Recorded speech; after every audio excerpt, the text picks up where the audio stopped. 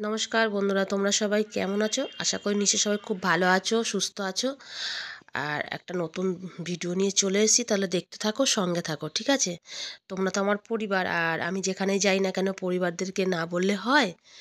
তো সেই জন্য দেখতে থাকো, সঙ্গে থাকো, ঠিক আছে? এই দেখো, বাড়ি থেকে 4টের সময় উঠে ঘরের কাজ সেরে স্নান পুজো করে সোনাকে রেডি করে নিয়ে বন্ধুদের সঙ্গে বেরিয়ে এসেছি। আর এই দেখো বাইরেটা, দেখো এত কুয়াশা আজকে, আর আজকেই ঠান্ডাটা পড়েছে।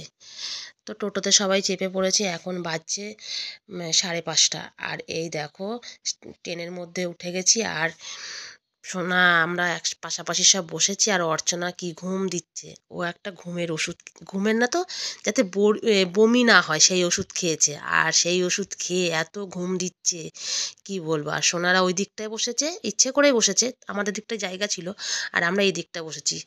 আমার না এত ঘুম আসে না, বা সবসময় মানে ঘুম ভেঙে গেলে ঘুম চট করে আসে না। কি করব, আমি ওই জন্য বসে আছি, বসে বসে ভাবলাম তোমাদের সঙ্গে একটু শেয়ার করি। আর দেখো বাইরেটা দেখো কেমন কুয়াশা। আর ওটা হচ্ছে মেল লাইন, সুপার ধরে গেছি, ঠিক আছে? আর আমাদের বাড়ির উপর দিয়েই যাচ্ছি, রসুলপুর দিয়ে।